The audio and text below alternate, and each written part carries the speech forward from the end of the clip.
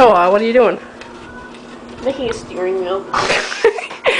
Oh man, you got power steering? For what? For my pimped out ride. Do you ride spinners? Hell yeah. Don't you know? I've been riding spinners ever since I was little. Word. Just don't open the fridge, right? Alright, I'll show you how to operate this man-made vehicle. Might need to put you on the floor, you know? Lower being standards. Stay. Is this still taping? Yeah. Okay, what do you do? Put one foot in the box, preferably right, so you got balance. Second foot in the box.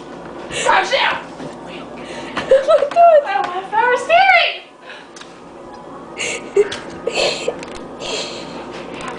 Nothing. Hold on. Right here. Ready? No, I got it. You have power steering. You step in the box carefully. You don't want to slip. All right, take this watermelon. And you steer this way. You got a steering wheel, doesn't he? And if you really want to go fast, you have to shift. Okay, so you go from shift, you go from second gear to third. All right, you shift. Steer, go. What do you want me to do? Steer. Scared. When we sit down. You know, I'm a little tired.